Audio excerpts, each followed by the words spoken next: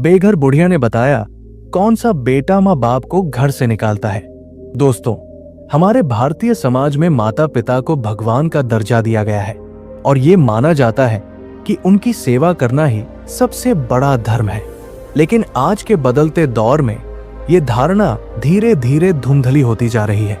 जब हम किसी बुजुर्ग को वृद्धाश्रम में या सड़क किनारे बेसहारा बैठा देखते हैं तो मन में पहला सवाल यही आता है कि आखिर ऐसी क्या मजबूरी रही होगी जो एक बेटे ने अपने ही जन्मदाता को घर से बेघर कर दिया। क्या ये गरीबी है? क्या ये रिश्तों की अनबन है? या फिर ये संस्कारों की कमी है? इस कहानी का मूल उद्देश्य यही समझना है कि वो कौन सी वजह होती है और वो किस तरह का स्वभाव होता है जो एक बेटे को इतना कठोर बना देता है कि उसे अपनी माँ की ममता और पिता का त्याग दिखाई देना बंद हो जाता है। ये कहानी हमें ये सोचने पर मजबूर करती है कि हम अपने बच्चों को शिक्षा और सुविधाएं तो दे रहे हैं, लेकिन क्या हम उन्हें वो संवेदना और अपनापन दे पा रहे हैं जो परिवार को जोड़कर रखता है। अक्सर हम सुनते हैं कि कलयुग आ गया है और बच्चे अब पहले जैसे नहीं रहे, लेकिन सच्चाई इससे कहीं ज्यादा गहरी और पेचीदा है। जब एक माँ अपने बच्चे को पालती है तो वो कभी ये नहीं सोचती कि ये बच्चा बड़ा होकर उसे अपने साथ रखेगा या नहीं। वो बस निस्वार्थ भाव से अपना सब कुछ उस पर न्योछावर कर देती है। एक पिता अपनी पूरी जवानी, अपनी सारी कमाई और अपने सपने अपने बच्चों के भविष्य को बनाने में लगा देता है। वो खुद फटे जूते पहन लेगा, लेकिन अपने बेटे के लिए नए जूते जरूर खरीदेगा। वो खुद भूखा रह लेगा, लेकिन बच्चों की थाली में कमी नहीं आने देगा। इतना सब कुछ करने के बाद जब वही माता पिता बूढ़े और कमजोर हो जाते हैं, जब उन्हें सहारे की सबसे ज्यादा जरूरत होती है, तब अगर उन्हें घर से निकाल दिया जाए तो ये सिर्फ एक परिवार की नहीं बल्कि पूरे समाज की हार होती है। ये स्थिति तब पैदा होती है जब रिश्तों में व्यावहारिकता और स्वार्थ हावी होने लगता है। जब बेटा ये सोचने लगता है कि माँ बाप अब एक जिम्मेदारी नहीं बल्कि एक बोझ बन गए हैं, तब घर की दीवारें दरकने लगती हैं। समाज में हम कई तरह के तर्क सुनते हैं। कुछ लोग कहते हैं कि बेटे की शादी के बाद घर का माहौल बदल जाता है, नई बहू के आने से समीकरण बिगड़ जाते हैं। लेकिन क्या वाकई सिर्फ बहू का आना ही इसका कारण होता है, या फिर उस बेटे की अपनी समझ और रीढ़ की हड्डी में वो मजबूती नहीं होती कि वो सही और गलत का फैसला कर सके? एक माँ बाप को घर से निकालने वाला बेटा वो नहीं होता जो सिर्फ अपनी पत्नी की सुनता है, बल्कि वो होता है जो अपने अतीत और अपने अस्तित्व को भूल जाता है। उसे ये याद नहीं रहता कि जिन हाथों ने उसे उंगली पकड़कर चलना सिखाया, आज वही हाथ कांप रहे हैं और उन्हें सहारे की जरूरत है। ये कहानी हमें ये भी बताती है कि कभी कभी अति लाड़ प्यार और बच्चों की हर जिद को पूरा करना भी भविष्य में एक बहुत बड़ी गलती साबित होती है। जब हम बच्चों को संघर्ष का महत्व नहीं समझाते और उन्हें हर चीज थाली में परोस कर दे देते हैं, तो उनमें कृतज्ञता का भाव खत्म हो जाता है। उन्हें लगता है कि सब कुछ उनका अधिकार है, और जब माता पिता के पास देने के लिए कुछ नहीं बचता तो वे उन्हें बेकार समझने लगते हैं। इस कहानी की शुरुआत एक ऐसी ही ठंडी और उदास शाम से होती है जो शहर की चकाचौंध से दूर एक पुराने बस स्टैंड के पास के इलाके की है। दिसंबर का महीना था और ठंड अपनी चरम सीमा पर थी। शहर की सड़कों पर कोहरा छाया हुआ था और लोग अपने अपने गर्म कपड़ों में लिपटे हुए जल्दी से जल्दी अपने घरों की ओर भाग रहे थे। हर किसी को अपने घर पहुंचने की जल्दी थी, जहां गर्म खाना और परिवार का साथ उनका इंतजार कर रहा था। लेकिन उस भीड़ भाड़ वाली जगह पर एक कोने में, जहां स्ट्रीट लाइट की रोशनी भी ठीक से नहीं पहुंच रही थी, एक बुजुर्ग महिला बैठी थी। उसकी उम्र 70 साल के ऊपर रही होगी। उसके चेहरे पर झुर्रियों का जाल बिछा हुआ था और हर एक झुर्री जैसे उसके जीवन के किसी गहरे दर्द की गवाही दे रही थी। उसने एक पुरानी और जगह जगह से फटी हुई साड़ी पहन रखी थी और ठंड से बचने के लिए उसने एक पतला सा शॉल ओढ़ रखा था जो नाकाफी था। उसके बाल बिखरे हुए और सफेद थे और उसकी आंखों में एक अजीब सा खालीपन था। वो वहां से गुजरने वाले हर चेहरे को उम्मीद भरी नजरों से देखती और फिर निराश होकर सिर झुका लेती। उसका नाम सावित्री था, लेकिन वहां से गुजरने वाले लोगों के लिए वो सिर्फ एक बेघर बुढ़िया थी। कोई उसे पागल समझ रहा था तो कोई भिखारी, कुछ लोग उसे देखकर नाक भम सिकोड़ते हुए आगे बढ़ जाते, तो कुछ दया भाव से उसकी ओर 10-20 रुपए फेंक देते। लेकिन सावित्री को पैसों की नहीं, बल्कि शायद किसी अपने की तलाश थी। वो पैसे उठाने के लिए हाथ भी नहीं बढ़ा रही थी, बस शून्य में ताके जा रही थी। ठंड बढ़ती जा रही थी और उसके शरीर की कप्पी अब साफ दिखाई दे रही थी। पास ही एक चाय की टपरी थी, जहां कुछ लोग खड़े होकर चाय की चुस्कियां ले रहे थे और राजनीति या दुनिया जहान की बातें कर रहे थे। उन्हीं लोगों में से एक युवक, जिसका नाम रवि था, उस बुजुर्ग महिला को काफी देर से देख रहा था। रवि एक संवेदनशील और सुलझा हुआ इंसान था।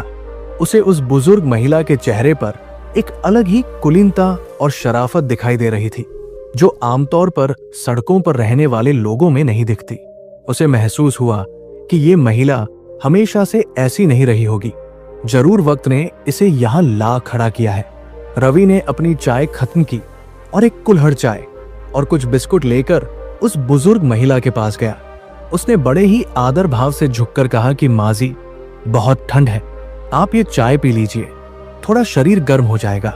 सावित्री ने धीरे से अपनी पलकें उठाई और रवि को देखा। उसकी आंखों में एक पल के लिए चमक आई, जैसे उसे विश्वास ही नहीं हो रहा हो कि कोई उससे इतने प्यार से बात कर रहा है। उसने कांपते हाथों से चाय का कुल्हड़ थाम लिया। उसके हाथ इतने कमजोर थे कि कुल्हड़ हिल रहा था। रवि ने महसूस किया कि वो सिर्फ ठंड से नहीं, बल्कि कमजोरी और भूख से भी कांप रही थी। उसने बिस्कुट का पैकेट भी उनकी ओर बढ़ाया। सावित्री ने एक बिस्कुट निकाला और बहुत ही सलीके से, जैसे किसी संभ्रांत परिवार की महिला खाती है, उसे चाय में डुबोकर खाने लगी। उसके खाने के तरीके ने रवि के शक को यकीन में बदल दिया कि ये महिला कोई साधारण भिखारी नहीं है, बल्कि किसी अच्छे घर से ताल्लुक रखती है। रवि वही पास में एक पत्थर पर बैठ गया और उनके चाय खत्म करने का इंतजार करने लगा। जब उन्होंने चाय पी ली और उन्हें थोड़ी राहत महसूस हुई, तो रवि ने बहुत ही नम्रता से पूछा कि माँ जी, आप यहाँ इस ठंड में अकेली क्यों बैठी हैं? आपका घर कहाँ है और आपके घर वाले कहाँ हैं? क्या आप रास्ता भूल गई हैं या कोई और बात है?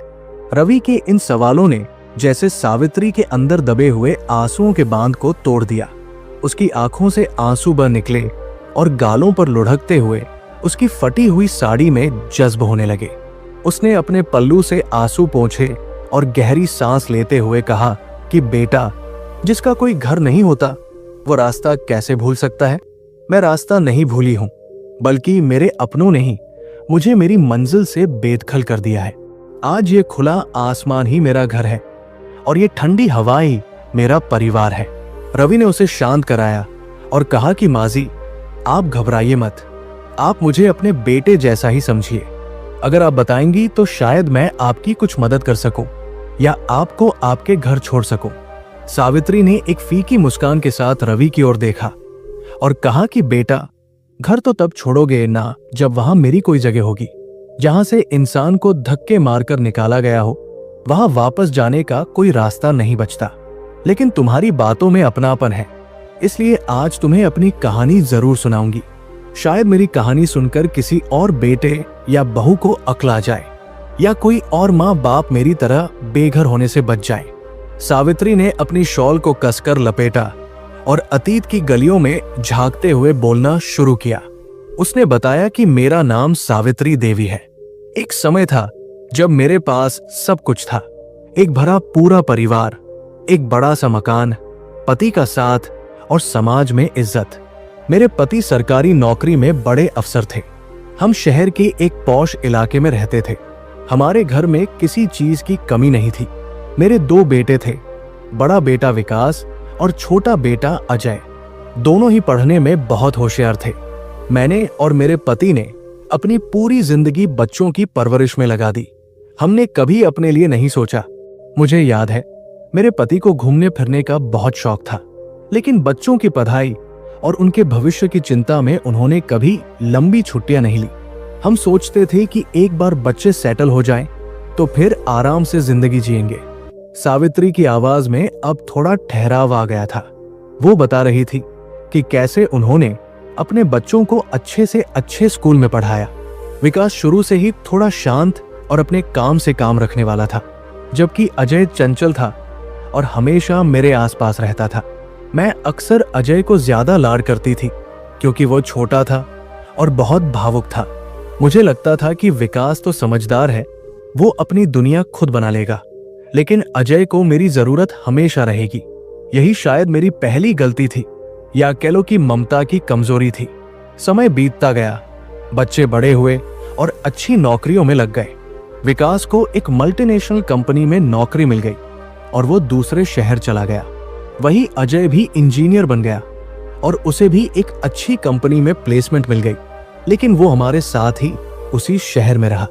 मेरे पति के रिटायरमेंट के बाद हमें लगा कि अब हमारी जिम्मेदारियां पूरी हो गई हैं। रिटायरमेंट के पैसे और पेंशन से हमारा गुजारा बहुत अच्छे से हो रहा था।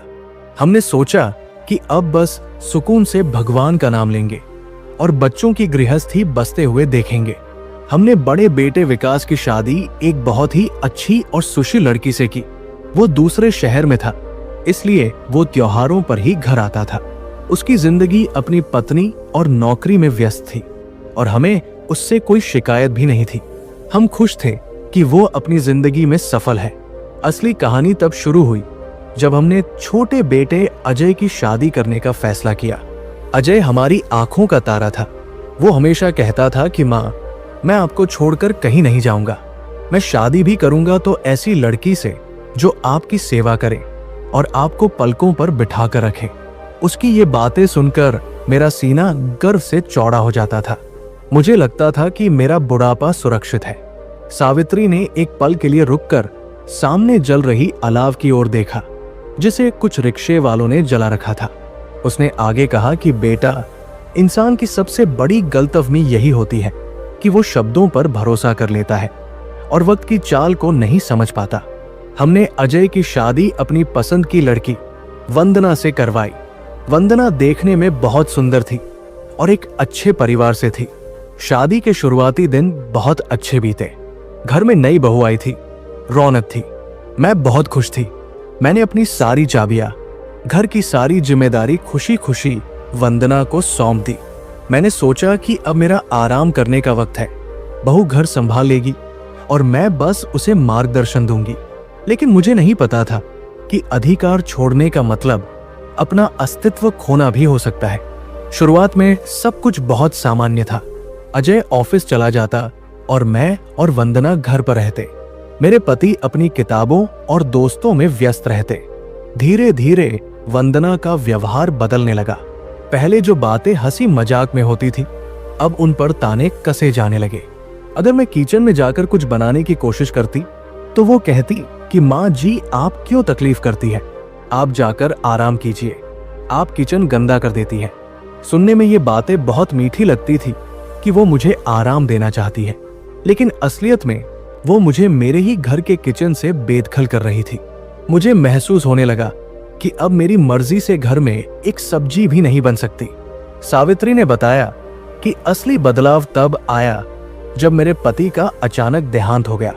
वो दिल का दौरा पड़ने से हमें छोड़कर चले गए। उनकी मौत ने मुझे अंदर से तोड़ दिया। मैं बिल्कुल अकेली पड़ गई। उस समय मुझे लगा कि अब मेरे बेटे और बहू ही मेरा सहारा बनेंगे। अजय ने पिता की मौत पर बहुत आंसू बहाए। उसने मुझे गले लगाकर कहा था कि माँ, मैं हूं ना, आपको पापा की कमी महसूस नहीं होने दूंगा।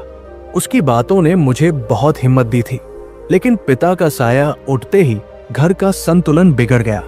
अब तक जो पेंशन और पैसा मेरे पति के नाम पर आता था और जिसका हिसाब किताब वो रखते थे, अब वो सब मेरे नाम पर आने वाला था। लेकिन मैं तो हमेशा से एक घरेलू महिला रही थी। मुझे बैंक और पैसे के लेन देन की ज्यादा समझ नहीं थी। पति की तैरवी के कुछ दिन बाद ही अजय मेरे पास आया। उसके हाथ में कुछ कागज थे। वो मेरे पास बैठा और बड़े प्यार से बोला कि माँ, अब पापा नहीं रहे तो घर की और बाहर की सारी जिम्मेदारियां मुझे ही देखनी पड़ेंगी। आपको बार बार बैंक के चक्कर न काटने पड़े, इसलिए मैंने सोचा है कि आप इस घर को और पापा की जो भी सेविंग्स है उसे मेरे नाम कर दीजिए। मैं सब कुछ अच्छे से मैनेज कर लूंगा। आपको बस घर में आराम करना है। मुझे अपने बेटे पर अपनी जान से ज्यादा भरोसा था। मुझे लगा कि वो मेरी भलाई के लिए ही कह रहा है। मैंने बिना एक बार भी सोचे उन कागजों पर अंगूठा लगा दिया और हस्ताक्षर कर दिए। मुझे क्या पता था कि मैं अपने डेथ वारंट पर साइन कर रही हूं। उस दिन के बाद से अजय का रवैया धीरे धीरे बदलने लगा। पहले जो बेटा ऑफिस से आते ही सबसे पहले मेरे कमरे में आता था और पूछता था कि माँ तबीयत कैसी है, अब वो सीधा अपने कमरे में जाने लगा। कई बार तो वो मुझे देखे बिना ही निकल जाता। अगर मैं उसे बुलाती तो वो चिढ़कर जवाब देता कि माँ मैं थका हुआ हूँ, बाद में बात करूंगा। वंदना तो अब खुलकर अपनी मनमानी करने लगी थी।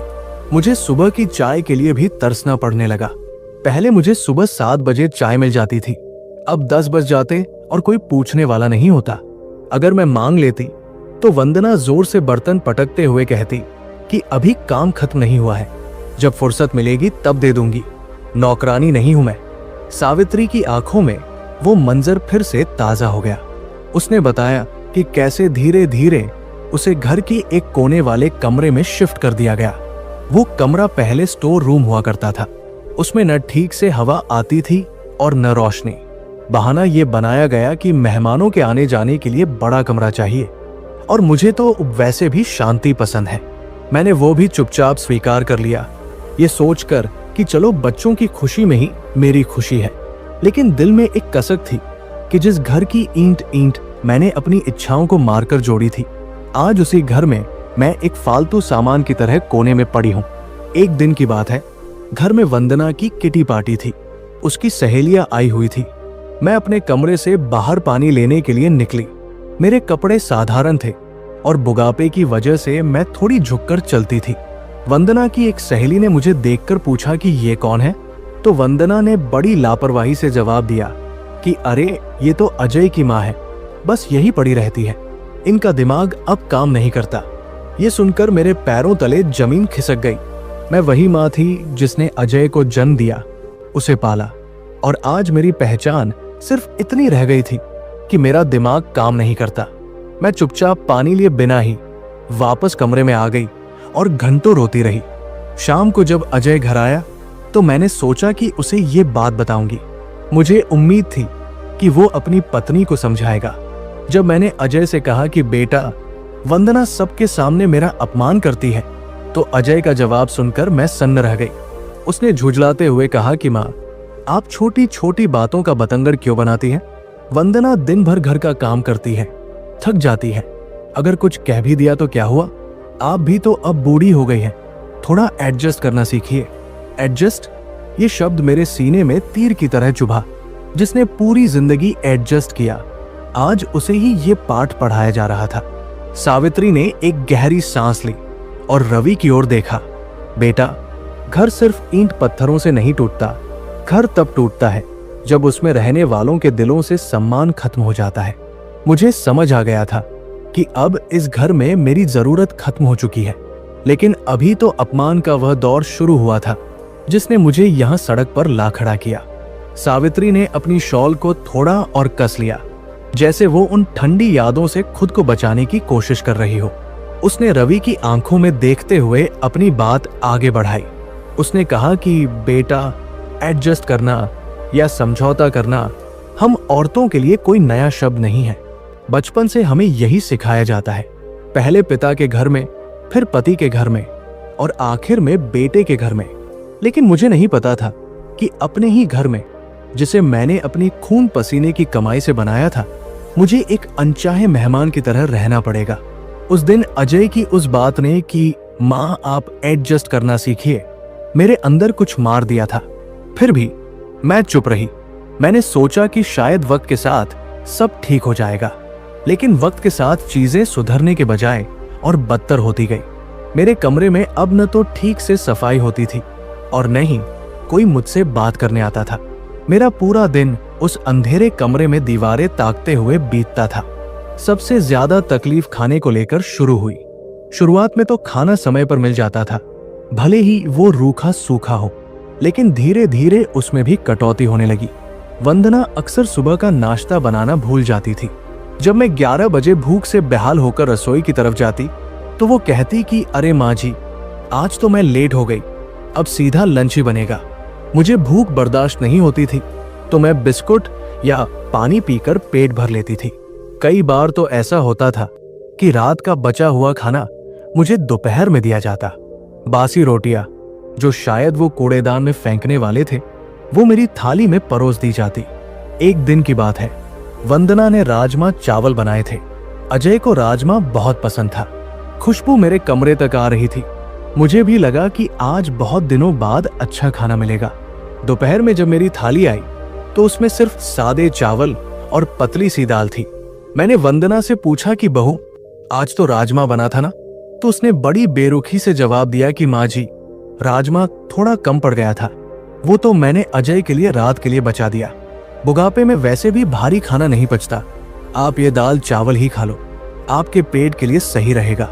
मेरे सामने मेरी ही रसोई में बना खाना मेरे ही बेटे के लिए बचा कर रखा गया था और मुझे ये कहकर टाल दिया गया कि ये मेरी सेहत के लिए ठीक नहीं है।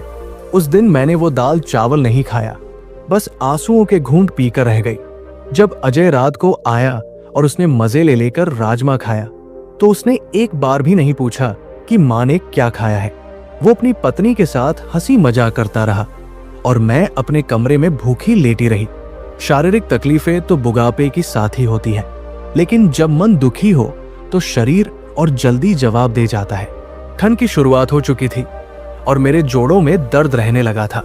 पहले मैं हर महीने डॉक्टर के पास जाकर अपना चेकअप करवाती थी और दवाइयां लेती थी, लेकिन जब से पैसे और बैंक का काम अजय के हाथ में गया था, मेरे पास 1 रुपया भी नहीं बचता था। मैंने अजय से कहा कि बेटा, मेरे घुटनों में बहुत दर्द है और मेरी बीपी की दवा भी खत्म हो गई है, मुझे डॉक्टर के पास ले चलो। अजय ने मोबाइल में नजर गड़ाए हुए ही कहा कि माँ, अभी ऑफिस में बहुत काम है, टाइम नहीं मिल रहा, आप विक्स या बाम लगा लो, ठीक हो जाएगा। मैंने 2-3 बार उसे याद दिलाया, लेकिन हर बार उसके पास कोई न कोई बहाना होता। हद तो तब हो गई जब एक रात मेरी तबीयत बहुत ज्यादा बिगड़ गई। मुझे तेज बुखार चढ़ गया और मैं कांपने लगी। मेरा गला सूख रहा था। मैंने हिम्मत करके अजय को आवाज दी। अजय और वंदना अपने कमरे में सो रहे थे। मेरी आवाज सुनकर काफी देर बाद अजय आया। उसने मेरे माथे पर हाथ रखा और झल्लाते हुए बोला कि माँ, आपको भी रात को ही बीमार पड़ना होता है, सुबह देख लेंगे, अभी सो जाओ। वो मुझे एक पानी की बोतल पकड़ाकर चला गया। पूरी रात मैं बुखार में तपती रही, कराहती रही, लेकिन कोई मुझे देखने नहीं आया। उस रात मुझे समझ आ गया कि अगर मैं मर भी जाऊं तो इन्हें कोई फर्क नहीं पड़ने वाला। शायद ये खुशी होंगे कि एक बोझ कम हुआ। रवि, तुम सोच रहे होगे कि मेरा बड़ा बेटा विकास वो क्या कर रहा था, क्या मैंने उसे नहीं बताया? सच तो ये है कि मैंने बहुत कोशिश की। हमारे घर में एक लैंडलाइन फोन था। मैं जब भी मौका मिलता विकास को फोन करने की कोशिश करती, लेकिन जैसे ही मैं फोन उठाती, वंदना कहीं न कहीं से आ धमकती। वो मेरे पास खड़ी हो जाती, ये सुनने के लिए कि मैं क्या बात कर रही हूँ। उसके डर से मैं विकास से खुलकर कुछ कह नहीं पाती थी। मैं बस इतना कहती कि बेटा, मैं ठीक हूँ, तुम खुश रहो। एक माँ अपने बेटे का घर नहीं तोड़ना चाहती। मुझे लगता था कि अगर मैंने विकास को अजय की शिकायत की तो दोनों भाइयों में झगड़ा हो जाएगा। मैं ये नहीं चाहती थी कि मेरी वजह से मेरे बच्चों में दुश्मनी हो। शायद ये मेरी ममता की सबसे बड़ी कमजोरी थी, लेकिन पाप का घड़ा कभी न कभी तो भरता ही है। एक दिन अजय अपना पुराना मोबाइल घर पर भूल गया। मुझे लगा कि ये अच्छा मौका है विकास से बात करने का। मैंने कांपते हाथों से विकास का नंबर मिलाया। जैसे ही उसने फोन उठाया और हेलो बोला, मेरा सब्र टूट गया। मैं फूट फूट कर रोने लगी। मैंने उसे बताया कि बेटा, मुझे यहाँ से ले जाओ, मैं यहाँ बहुत दुखी हूँ, मुझे यहाँ खाना भी नहीं मिलता। अभी मैं इतना ही बोल पाई थी कि पीछे से किसी ने मेरे हाथ से फोन झपट लिया। मैंने मुड़कर देखा तो अजय खड़ा था। वो अपना फोन लेने वापस आया था और उसने मेरी बातें सुन ली थी। उस दिन मैंने अपने बेटे का वो रूप देखा जो मैंने कभी सपने में भी नहीं सोचा था। अजय की आंखों में खून उतर आया था। उसने फोन को सोफे पर फेंका और मेरे कंधों को पकड़कर जोर से झिंझोड़ा। वो चिल्लाया कि मैंने तुम्हें छत दी, खाना दिया और तुम मेरे ही भाई के पास मेरी चुगली कर रही हो। तुम चाहती हो कि वो मुझे बुरा समझे, तुम हमारे बीच फूट डालना चाहती हो। मैंने हाथ जोड़कर कहा कि नहीं बेटा, मैं तो बस अपना दर्द बांट रही थी, लेकिन वो सुनने को तैयार नहीं था। वंदना भी वहां आ गई और उसने आग में घी डालने का काम किया। वो बोली कि मैंने तो पहले ही कहा था, ये बुढ़िया हमें चैन से जीने नहीं देगी। ये चाहती है कि पूरे खानदान में हमारी बेइज्जती हो। उस दिन के बाद से मेरी रही सही आजादी भी छीन ली गई। अजय ने लैंडलाइन फोन का कनेक्शन काट दिया। मुझे घर से बाहर निकलने पर भी पाबंदी लगा दी गई। अगर कोई पड़ोसी या रिश्तेदार आता तो मुझे कमरे में बंद कर दिया जाता और कह दिया जाता कि माँ जी की तबीयत ठीक नहीं है, वो आराम कर रही है। मैं अपने ही घर में एक कैदी बनकर रह गई। न मैं किसी से बात कर सकती थी, न अपना दुख रो सकती थी। दुनिया के लिए मैं एक खुशहाल माँ थी जो अपने बेटे बहू के साथ आराम की जिंदगी जी रही थी। लेकिन हकीकत ये थी कि मैं नरक भोग रही थी। एक बात जो मुझे सबसे ज्यादा काटती थी वो थी अजय का बदलता हुआ नजरिया। वो बेटा जो कभी मेरे बिना खाना नहीं खाता था, जिसे मेरे हाथ की चाय के बिना सिर दर्द हो जाता था, अब वो मुझे एक नजर देखना भी पसंद नहीं करता था। ऐसा लगता था जैसे उसके दिमाग को पूरी तरह से धो दिया गया है। वो सिर्फ वंदना की भाषा बोलता था। मुझे समझ नहीं आ रहा था कि क्या ये वही अजय है जिसे मैंने पाल पोस कर बड़ा किया, या ये कोई और इंसान है जिसने मेरे बेटे का मुखौटा पहन रखा है। त्योहारों का समय आया। दिवाली का मौका था। पूरा शहर रोशनियों से जगमगा रहा था। हमारे घर में भी तैयारियां चल रही थी। वंदना ने अपने लिए और अजय के लिए नए कपड़े खरीदे थे। घर को सजाया जा रहा था। मिठाइयां आ रही थी। मैं अपने कमरे की खिड़की से बाहर की रौनक देख रही थी। मुझे उम्मीद थी कि शायद दिवाली के दिन इनका दिल पसी जाए। शायद आज के दिन ये मुझे भी परिवार का हिस्सा समझे। शाम को पूजा का वक्त हुआ। मैं नहा धोकर अपनी पुरानी लेकिन साफ साड़ी पहनकर कमरे से बाहर निकली। मैं पूजा में शामिल होना चाहती थी। जैसे ही मैं ड्राइंग रूम में पहुंची, वंदना ने मुझे देखकर मुंह बना लिया। अजय पूजा की थाली तैयार कर रहा था। मैंने कहा कि बेटा, मैं भी आरती में खड़ी हो जाऊं। अजय ने मेरी तरफ देखा और ठंडे स्वर में कहा कि माँ, हम पूजा कर रहे हैं, आप अपने कमरे में ही रहिए। हमारे दोस्तों के आने का वक्त हो रहा है और आपकी ये पुरानी साड़ी और ये हुलिया हमारे स्टेटस के साथ मैच नहीं करता। आप कमरे में ही भगवान का नाम ले लीजिए। भगवान तो हर जगह है। ये सुनकर मैं सन्न रह गई। मेरे बेटे को अपनी माँ के होने से शर्मा रही थी। मेरा स्टेटस अब उसके दोस्तों के सामने उसे छोटा महसूस करवा रहा था। मैंने कुछ नहीं कहा। मैं चुपचाप वापस अपने कमरे में आ गई। बाहर पटाखों की आवाजें आ रही थी। लोग खुशियां मना रहे थे और अंदर मेरे दिल के टुकड़े हो रहे थे। उस रात मैंने अंधेरे कमरे में अकेले ही दिया जलाया और भगवान से प्रार्थना की कि हे ईश्वर, अगर यही मेरा बुढ़ापा है तो मुझे उठा ले। मुझे और अपमान नहीं सहना। लेकिन मौत इतनी आसानी से कहाँ आती है। उसे तो अभी मुझे और तड़पाना था। मुझे नहीं पता था कि ये दिवाली मेरे उस घर की आखिरी दिवाली साबित होगी। कुछ दिनों बाद एक और घटना हुई जिसने ताबूत में आखिरी कील ठोकने का काम किया। वंदना गर्भवती थी। ये खबर सुनकर मैं अपनी सारी तकलीफें भूल गई। मुझे लगा कि चलो, अब घर में नन्हा मेहमान आएगा तो शायद सब कुछ ठीक हो जाएगा। दादी बनने की खुशी में मैं अपने सारे अपमान पी गई। मैंने सोचा कि अब मैं वंदना का और ज्यादा ख्याल रखूंगी, शायद उसका दिल बदल जाए। मैंने सुबह जल्दी उठकर उसके लिए दलिया बनाना शुरू किया, जैसा कि हमारे समय में गर्भवती महिलाओं को दिया जाता था। मैं किचन में थी और बड़े प्यार से खाना बना रही थी। तभी वंदना वहां आई।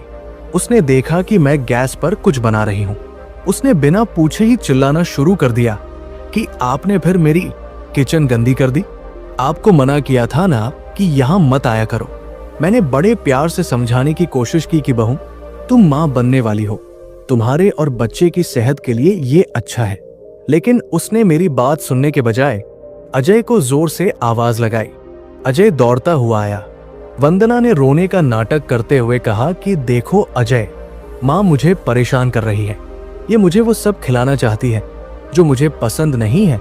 ये मुझे मानसिक तनाव दे रही है। डॉक्टर ने कहा है कि स्ट्रेस बच्चे के लिए खतरनाक है। अजय ने आव देखा न ताव। उसने मेरा हाथ पकड़ा और मुझे किचन से बाहर धक्का दे दिया। उस धक्के से मैं संभल नहीं पाई और दीवार से जा टकराई। मेरे सिर में चोट लगी, लेकिन अजय को उसकी परवाह नहीं थी। उसने उंगली दिखाते हुए चेतावनी दी कि माँ, ये आखिरी बार कह रहा हूं, वंदना और मेरे बच्चे से दूर रहना। अगर तुम्हारी वजह से वंदना को कोई भी तकलीफ हुई तो मुझसे बुरा कोई नहीं होगा। तुम बस इस घर में एक कोने में पड़ी रहो, यही तुम्हारे लिए बेहतर है। उस दिन उस धक्के ने मुझे शारीरिक चोट से ज्यादा गहरी अंदरूनी चोट दी थी। मुझे समझ आ गया था कि अब इस घर में मेरे लिए कोई जगह नहीं बची है। मैं सिर्फ एक फालतू सामान हूं जिसे वे फेंकने का बहाना ढूंढ रहे हैं, और वो बहाना उन्हें बहुत जल्द मिल भी गया।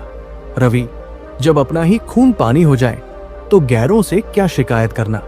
मुझे अब डर लगने लगा था। मुझे लगने लगा था कि किसी भी दिन मेरे साथ कुछ बहुत बुरा होने वाला है। रातों की नींद हराम हो गई थी।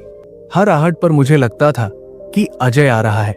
एक माँ अपने बेटे से डरने लगे, इससे बड़ा दुर्भाग्य और क्या हो सकता है। लेकिन होनी को कौन टाल सकता है। वो काली मनहूस घड़ी भी आ ही गई जिसने मुझे आज इस सड़क पर ला बिठाया। सावित्री ने अपनी कांपती हुई उंगलियों से अपनी आंखों के कोरों को पोंछा और एक गहरी सांस ली।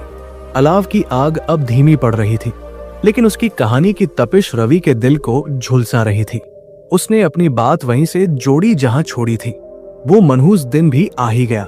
उस दिन घर में वंदना की गोद भराई की रस्म की तैयारी चल रही थी, लेकिन मुझे सख्त हिदायत दी गई थी कि मैं अपने कमरे से बाहर न निकलूं। घर मेहमानों से भरा हुआ था। हंसी ठिठोली की आवाजें मेरे कानों तक पहुंच रही थी, लेकिन मैं अपने अंधेरे कमरे में बैठी बस दीवारें ताक रही थी। प्यास लगी तो मैं हिम्मत करके पानी लेने के लिए बाहर निकली। मेरी किस्मत खराब थी, या शायद वक्त का कोई क्रूर मजाक। ठीक उसी समय वंदना पानी का जग लेकर वहां से गुजर रही थी। उसका पैर फिसल गया, या शायद उसे चक्कर आ गया। वो लड़खड़ाने लगी। एक माँ का दिल था, मुझसे रहा नहीं गया। मैं उसे संभालने के लिए दौड़ी। मैंने उसे गिरने से तो बचा लिया, लेकिन हड़बड़ाहट में पानी का जग उसके हाथ से छूटकर गिर गया और पानी फर्श पर फैल गया। शोर सुनकर अजय और बाकी रिश्तेदार वहां दौड़े चले आए। इससे पहले कि मैं कुछ बोल पाती, वंदना ने रोना शुरू कर दिया। उसने अजय की तरफ देखकर चीखते हुए कहा कि देखो अजय, मैंने कहा था ना कि ये बुढ़िया मुझे मार डालना चाहती है। इसने मुझे जानबूझकर धक्का दिया ताकि मेरा बच्चा गिर जाए। ये चाहती है कि इस घर में कोई वारिस ना आए। वंदना की ये बात सुनकर मैं सन्न रह गई। मेरे पैरों तले जमीन खिसक गई। मैं चिल्लाई कि नहीं बेटा, मैं तो इसे बचा रही थी।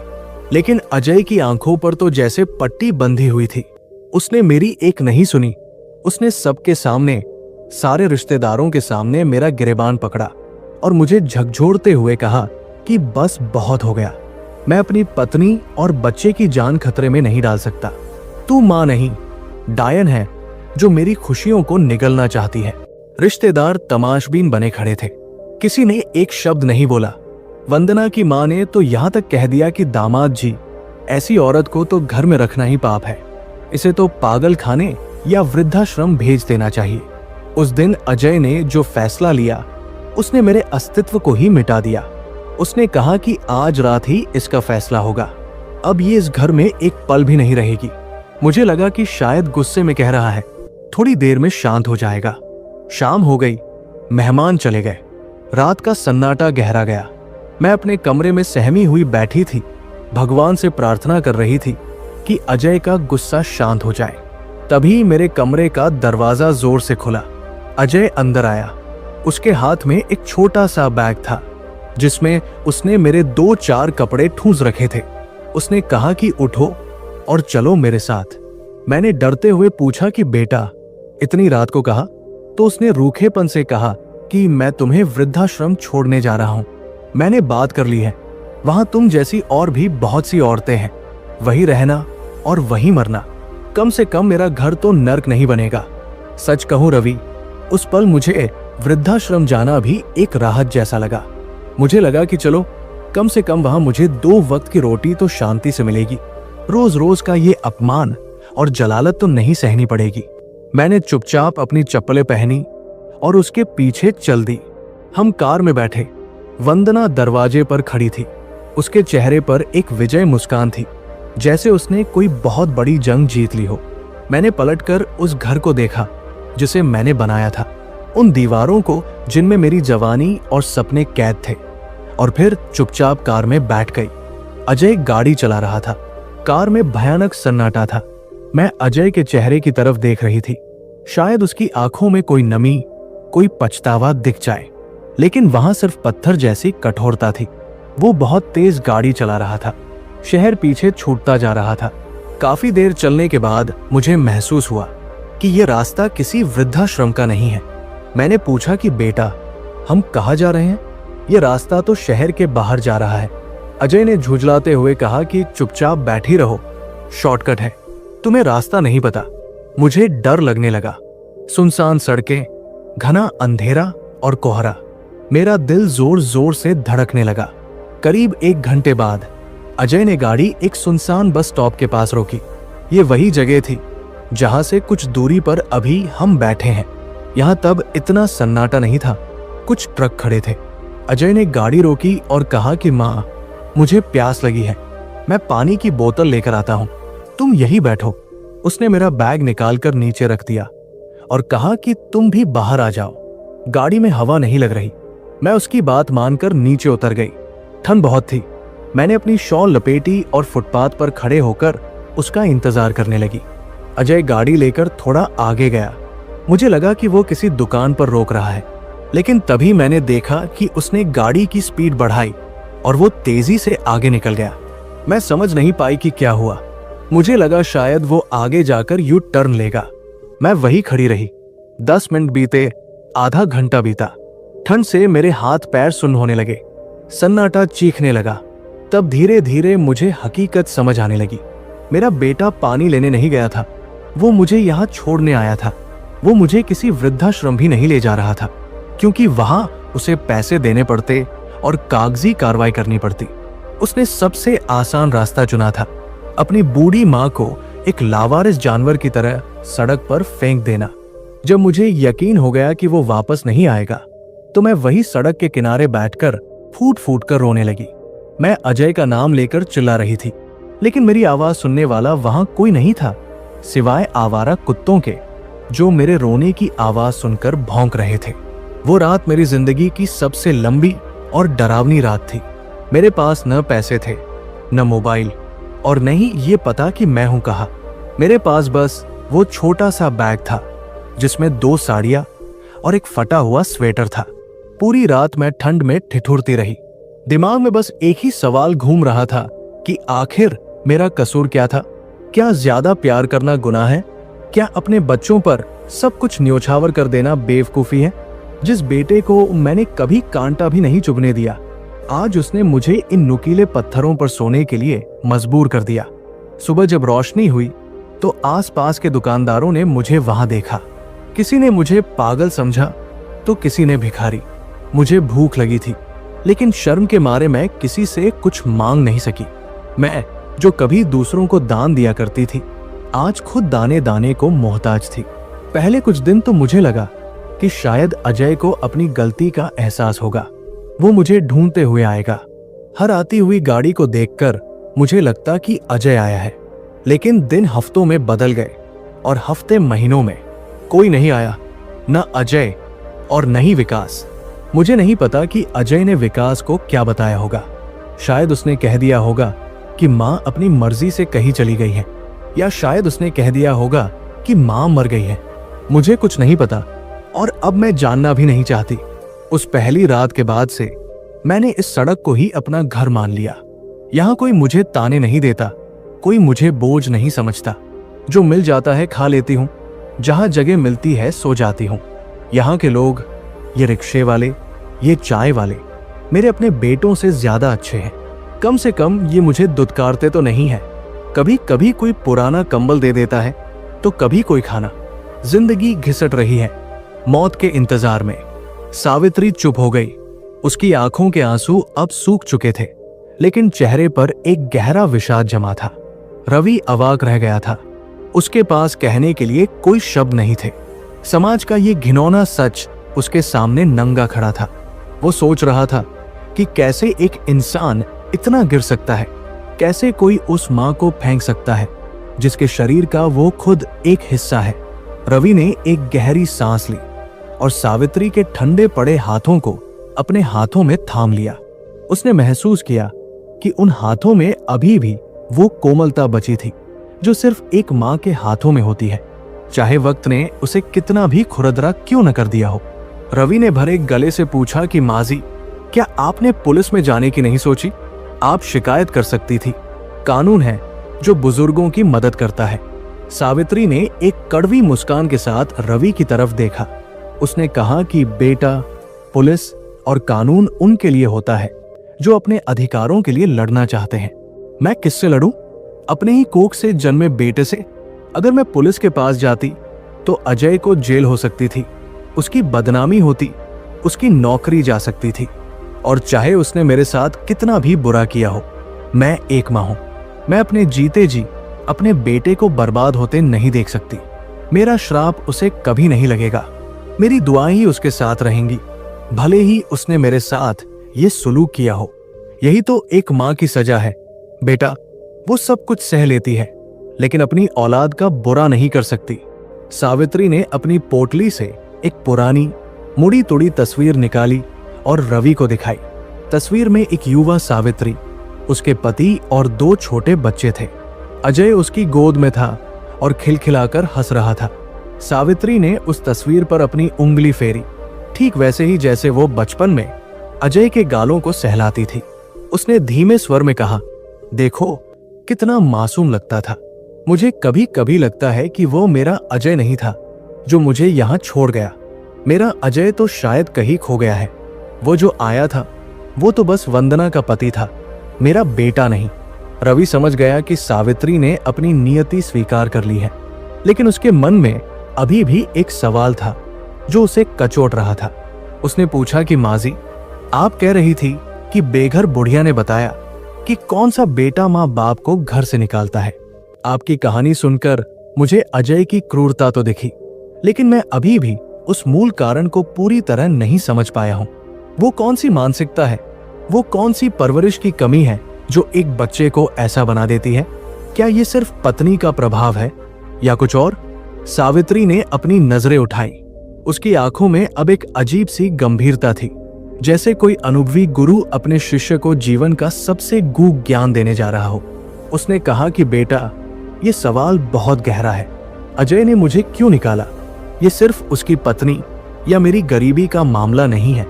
इसके पीछे एक बहुत बड़ा कड़वा सच है जो हर माँ बाप को समय रहते समझ लेना चाहिए, वरना हर घर में एक सावित्री पैदा होगी और हर सड़क पर एक माँ रोती हुई मिलेगी।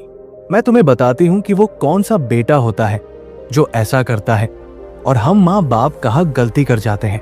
ये कोई एक दिन की घटना नहीं होती, ये तो वर्षों की एक प्रक्रिया है जिसे हम प्यार समझकर नजरअंदाज करते रहते हैं।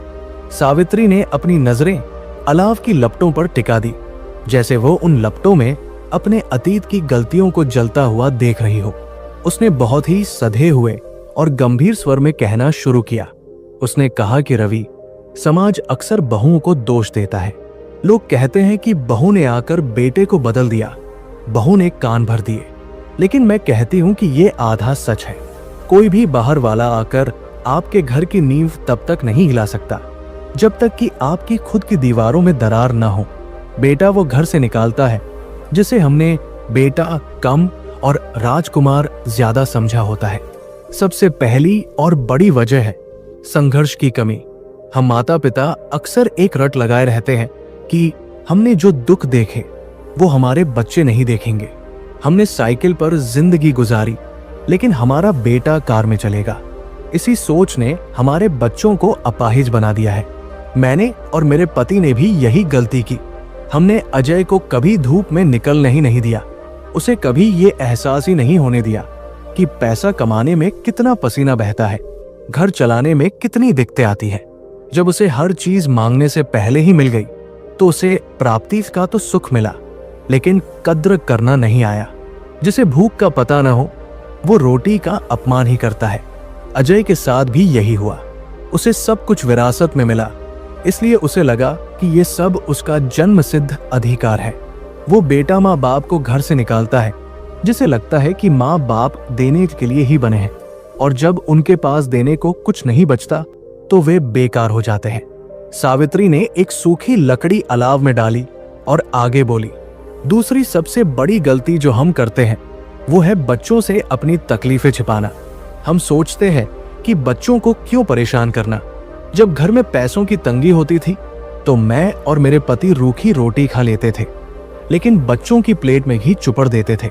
हम आपस में तो चिंताओं पर बात करते थे, लेकिन जैसे ही बच्चे कमरे में आते हम मुस्कुरा देते। नतीजा ये हुआ कि हमारे बच्चों ने हमें कभी इंसान समझा ही नहीं। उन्हें लगा कि माँ बाप तो सुपरमैन है या रोबोट है, जिन्हें न दर्द होता है, न दुख होता है, न पैसों की कमी होती है। अजय ने मुझे कभी रोते हुए नहीं देखा था, इसलिए जब मुझे तकलीफ हुई तो उसे वो नाटक लगा। अगर हमने उन्हें अपने संघर्ष में शामिल किया होता, उन्हें बताया होता कि बेटा आज पैसे नहीं है, आज तुम्हें भी समझौता करना पड़ेगा, तो शायद उनमें संवेदना जागती। वो बेटा माँ बाप को निकालता है जिसने अपने माँ बाप को सिर्फ एक सुविधा की तरह देखा है, एक जीते जागते इंसान की तरह नहीं। रवि बहुत ध्यान से सुन रहा था। सावित्री की बातें उसके दिल पर हथौड़े की तरह लग रही थी। वो आज के दौर की उस सच्चाई को बयां कर रही थी जिसे हर घर में नजरअंदाज किया जा रहा था। सावित्री ने आगे कहा कि तीसरी बात है संस्कारों पर शिक्षा को हावी होने देना। हम सबको डॉक्टर, इंजीनियर, अफसर बनाने की होड़ में लगे हैं।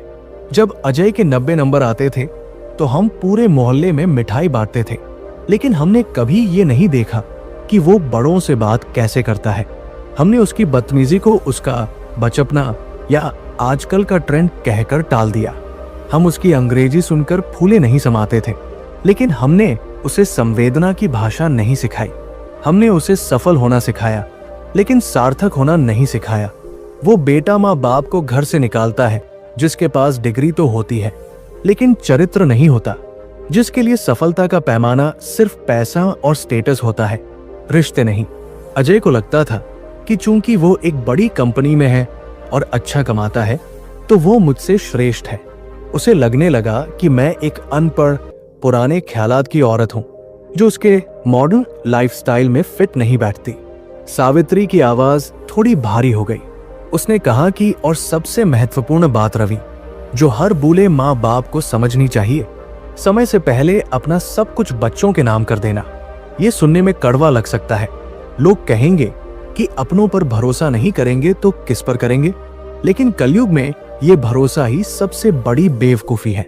चाणक्य ने भी कहा था कि जब तक जान है अपना धन और अपना अधिकार अपने पास रखना चाहिए।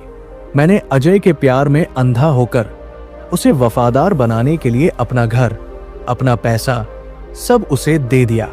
मुझे लगा कि इससे वो मेरा और सम्मान करेगा, लेकिन हुआ ठीक उल्टा।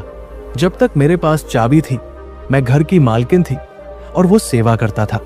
जैसे ही चाबी उसके हाथ में गई मैं लाचार हो गई। सत्ता और संपत्ति का नशा बहुत खराब होता है बेटा। वो अच्छे अच्छे रिश्तों को निगल जाता है।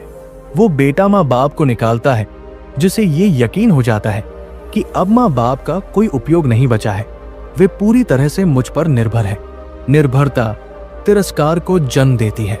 रवि ने बीच में टोकते हुए पूछा, लेकिन माजी, क्या प्यार और परवरिश का कोई मोल नहीं होता? क्या खून का रिश्ता इतना कमजोर होता है? सावित्री ने एक गहरी सांस ली। बेटा, खून का रिश्ता तभी तक गहरा होता है जब तक उसमें स्वार्थ की मिलावट ना हो। आज का दौर व्यावहारिकता का है। बच्चे रिश्तों को भी नफा नुकसान के तराजू पर तौलते हैं। अजय ने भी यही किया। उसने देखा कि मैं अब एक बोझ हूं, संपत्ति नहीं। मेरे इलाज का खर्चा, मेरी देखभाल का समय, मेरी वजह से घर में होने वाली खटपट, ये सब उसे नुकसान लग रहा था। और उस नुकसान से बचने के लिए उसने मुझे अपनी जिंदगी से हटा दिया, जैसे मोबाइल से कोई पुरानी फाइल डिलीट की जाती है। वो बेटा माँ बाप को निकालता है जो अपने सुख चैन को ही अपना धर्म मानता है, जिसे लगता है कि उसकी पत्नी और बच्चों की खुशी के आड़े अगर खुद भगवान भी आ जाएं, तो उन्हें भी हटा देना चाहिए। सावित्री ने अपनी बात खत्म करते हुए कहा कि इसमें मेरी भी गलती थी। मैंने ममता को मोह बना लिया। धृतराष्ट्र की तरह मैं भी अपने बेटे की गलतियों पर पर्दा डालती रही। जब उसने पहली बार मेरा अपमान किया था, अगर मैंने तभी उसे रोका होता, अगर मैंने तभी उसे डांटा होता, तो शायद आज ये नौबत ना आती। लेकिन मैं बेटा बुरा मान जाएगा इस डर से चुप रही। और मेरी वही चुप्पी आज मेरी बर्बादी का कारण बन गई। जो बेटा बचपन में अपनी माँ की डांट नहीं सुनता, वो बड़ा होकर माँ की चीखें भी अनसुनी कर देता है। रवि सन्न रह गया। सावित्री का विश्लेषण इतना सटीक और तीखा था कि उसके पास कोई जवाब नहीं था। ये सिर्फ एक कहानी नहीं थी, ये समाज का एक श्रेय था। रवि के मन में अब अजय के प्रति गुस्से की जगह एक अजीब सी घृणा और दया मिश्रित भाव आ गया था। दया उस इंसान पर जिसने चंद सुखों के लिए अपनी आत्मा बेच दी थी। तभी रात के सन्नाटे को चीरती हुई एक पुलिस जीप की सायरन की आवाज सुनाई दी। जीप शायद रूटीन पेट्रोलिंग पर थी। रवि थोड़ा घबराया, लेकिन सावित्री शांत बैठी रही। जीप उनके पास आकर धीमी हुई। एक हवलदार ने खिड़की से झांककर कड़क आवाज में पूछा, कौन हो तुम लोग? इतनी रात गए यहाँ क्या कर रहे हो? रवि ने खड़े होकर बहुत ही विनम्रता से जवाब दिया, साहब, मैं यही पास में रहता हूँ। ये माताजी यहाँ बैठी थी, ठंड लग रही थी तो मैं इन्हें चाय पिलाने आ गया था। हवलदार ने सावित्री की ओर टॉर्च की रोशनी डाली। उसकी फटी साड़ी और बिखरे बाल देखकर उसे समझ आ गया कि मामला क्या है। उसने नरम पड़ते हुए कहा, बेटा, जमाना खराब है और माताजी, आप रैन बसेरे में क्यों नहीं चली जाती? यहां सड़क पर खतरा है। सावित्री ने हाथ जोड़कर कहा, साहब, जिसके घर के दरवाजे बंद हो जाएं, उसके लिए खतरा और सुरक्षा सब एक बराबर है। मेरे लिए यही सड़क अब रैन बसेरा है। हवलदार शायद एक भावुक इंसान था, या उसे सावित्री के चेहरे पर लिखी पीड़ा पढ़नी आती थी। उसने कुछ नहीं कहा, बस रवि को इशारा किया कि ज्यादा देर मत करना, और जीप आगे बढ़ा दी।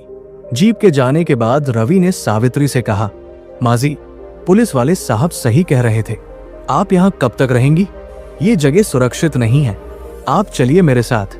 मेरा घर बहुत बड़ा नहीं है, मैं अकेला रहता हूँ, लेकिन आपको वहां कोई तकलीफ नहीं होगी। आप मेरी माँ जैसी हैं। सावित्री ने रवि की आंखों में देखा। वहां उसे दया नहीं, बल्कि सच्चा सम्मान और अपनापन दिखाई दिया। एक अनजान लड़का जिसका उससे कोई खून का रिश्ता नहीं था, उसे अपने घर ले जाने की जिद कर रहा था, और एक उसका अपना बेटा था जिसने उसे घर से धक्के मारकर निकाल दिया था। रिश्तों की ये कैसी विडंबना थी। सावित्री की आंखों में फिर से आंसू आ गए, लेकिन इस बार ये खुशी और कृतज्ञता के आंसू थे। उसने रवि के सिर पर हाथ फेरते हुए कहा, बेटा, तुम बहुत अच्छे हो, भगवान तुम्हें हमेशा खुश रखे, लेकिन मैं तुम्हारे साथ नहीं जा सकती। रवि ने हैरान होकर पूछा, क्यों माजी, क्या आपको मुझ पर भरोसा नहीं है? सावित्री ने मुस्कुराते हुए कहा, भरोसा तो मुझे अब खुद की परछाई पर भी नहीं है बेटा, लेकिन बात भरोसे की नहीं है, बात आत्मसम्मान की है। मैंने अपने बेटे के घर में अपनी जगह खो दी, अब किसी और के घर में बोझ बनकर नहीं रहना चाहती। और फिर मेरी कहानी अभी खत्म नहीं हुई है। मुझे एक काम और करना है। मुझे उस जगह जाना है जहां मुझे मेरा बेटा छोड़कर गया था। शायद वहां मुझे मेरे सवालों का आखिरी जवाब मिल जाए। रवि समझ नहीं पाया कि सावित्री क्या कहना चाह रही है। उसने पूछा, कौन सा जवाब माजी, और आप अब कहाँ जाएंगी? सावित्री ने रहस्यमयी ढंग से कहा, रवि, जीवन का चक्र बहुत अजीब होता है। जहां से शुरू होता है अक्सर वही खत्म होता है। मुझे लगता है कि मेरी नियति मुझे कुछ संकेत दे रही है। मुझे महसूस हो रहा है कि कुछ होने वाला है। शायद मेरा अतीत मुझसे दोबारा टकराने वाला है। रवि कुछ और पूछता, उससे पहले ही एक तेज रफ्तार कार वहां से गुजरी और कुछ दूरी पर जाकर अचानक रुक गई। कार के ब्रेक लगने की आवाज इतनी तेज थी कि सन्नाटा गूंज उठा। रवि और सावित्री ने उस तरफ देखा। वो एक महंगी एसयूवी थी। कार का दरवाजा खुला और उसमें से एक आदमी लड़खड़ाते हुए बाहर निकला। अंधेरा होने के कारण चेहरा साफ नहीं दिख रहा था, लेकिन सावित्री की धड़कनें अचानक तेज हो गई। एक माँ की छठी इंद्री, सिक्स्थ सेंस, उसे कुछ इशारा कर रही थी।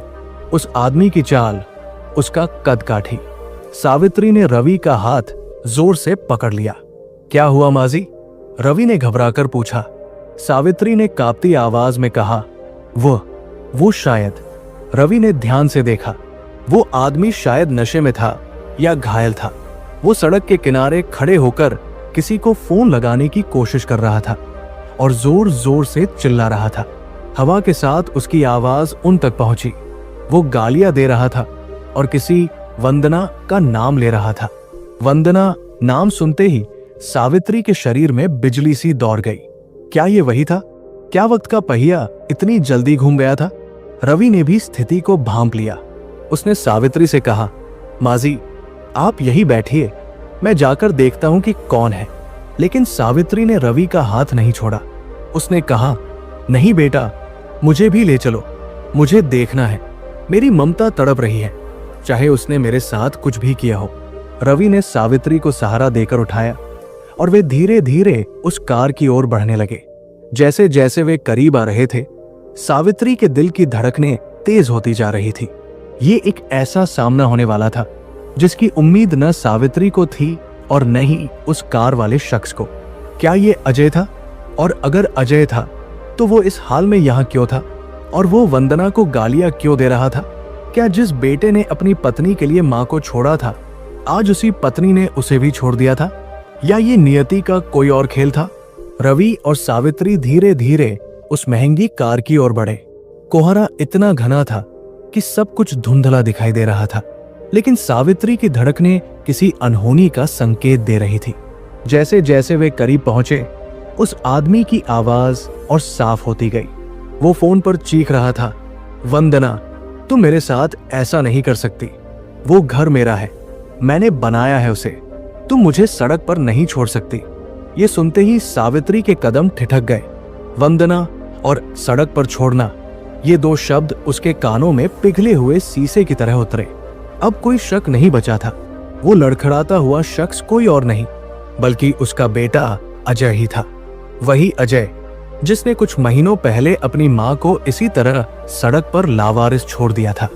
आज नियति ने उसे उसी जगह, उसी स्थिति में लाकर खड़ा कर दिया था।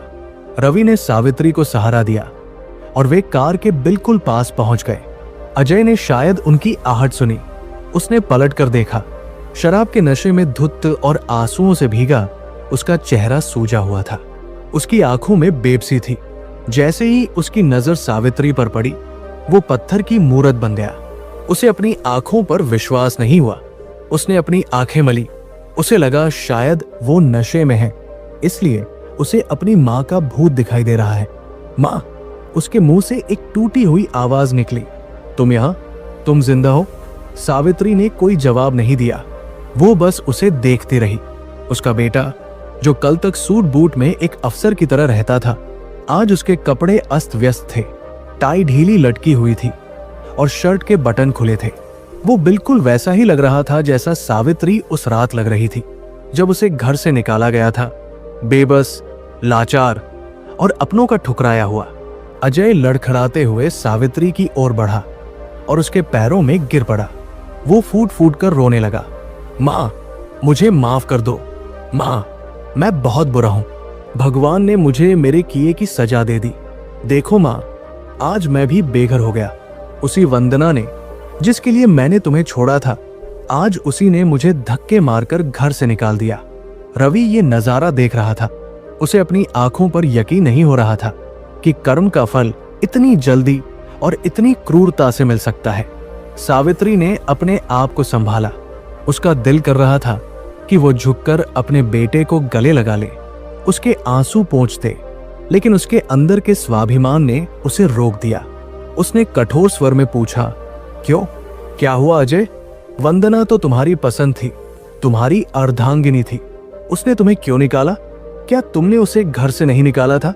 अजय ने घुटनों के बल बैठे बैठे ही सिर ऊपर उठाया और हिचकियां लेते हुए अपनी बर्बादी की दास्तान सुनाई। उसने बताया कि मां, तुम्हारे जाने के बाद मुझे लगा कि अब सब ठीक हो जाएगा। वंदना खुश थी, घर में शांति थी, लेकिन वो शांति सिर्फ एक दिखावा थी। कुछ ही दिनों बाद वंदना ने अपना असली रंग दिखाना शुरू कर दिया। उसने कहा कि उसे अपने भविष्य की सुरक्षा चाहिए। उसने कहा कि जैसे तुम्हारे पापा ने घर तुम्हारे नाम नहीं किया था और तुम्हें दिक्कत हुई, वैसे ही कल को अगर मुझे कुछ हो गया तो उसका और बच्चे का क्या होगा?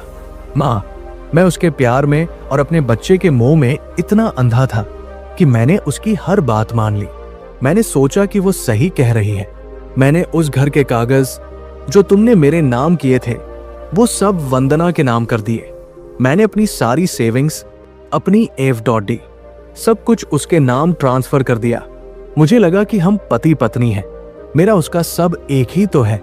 अजय ने अपना सिर पीटते हुए कहा, यही मेरी सबसे बड़ी गलती थी माँ। जैसे ही कागज उसके नाम हुए, उसका व्यवहार बदल गया। उसके मायके वालों का दखल बढ़ गया। उसकी माँ और भाई हमारे घर में आकर रहने लगे। जब मैंने विरोध किया तो उसने कहा कि अब ये घर उसका है, वो जिसे चाहे रखे। और आज हद हो गई। आज जब मैंने उसे रोकने की कोशिश की तो उसने पुलिस बुलाने की धमकी दी। उसने कहा कि वो मुझ पर घरेलू हिंसा का केस कर देगी और मुझे जेल भिजवा देगी। उसने मेरे कपड़े बाहर फेंक दिए और गेट बंद कर दिया। माँ, मैं सड़क पर आ गया हूँ। मेरे पास न घर है, न पैसा और न ही परिवार। सावित्री सुनती रही। उसके चेहरे पर कोई भाव नहीं था, लेकिन अंदर तूफान चल रहा था। उसने गहरी सांस ली और कहा, अजय, तुम्हें आज दर्द हो रहा है क्योंकि ये तुम्हारे साथ हुआ है, लेकिन क्या तुमने एक बार भी सोचा कि उस रात मुझे कैसा लगा होगा? फर्क सिर्फ इतना है बेटा कि मैंने तुम्हें अपना सब कुछ अपनी मर्जी से और प्यार से दिया था, और तुमने उसे सब कुछ अपने लालच और डर की वजह से दिया। मैंने तुम्हें जन्म दिया था, इसलिए मेरा प्यार निस्वार्थ था। वंदना का प्यार शर्तों पर था और तुम उसे पहचान नहीं पाए। रवि ने बीच में कहा, भाई साहब, इसे ही कर्म कहते हैं। जो गड्ढा आपने अपनी माँ के लिए खोदा था, आज आप उसी में गिर गए हैं। आपने अपनी पत्नी को यह सिखाया कि जब माँ बाप बोझ बन जाए तो उसे निकाल देना चाहिए। उसने आपसे ही सीखा, और आज जब आप उसके मजे में बाधा बनने लगे तो उसने वही फार्मूला आप पर अपना दिया। एक बच्चे के लिए सबसे बड़ा स्कूल उसका घर होता है। उसने देखा कि इस घर में बुजुर्गों की इज्जत नहीं होती, रिश्तों का मोल नहीं होता, सिर्फ पैसे और पावर की कीमत है। तो उसने वही किया जो आपने शुरू किया था। अजय ने रवि की बात सुनी और शर्म से सिर झुका लिया। वो सावित्री के पैरों को पकड़कर रोने लगा। माँ, मुझे अपने साथ ले चलो। मैं सुधर गया हूं। मैं वंदना से लड़ूंगा, मैं कोर्ट जाऊंगा, मैं अपना घर वापस लूंगा। बस तुम मेरा साथ मत छोड़ना।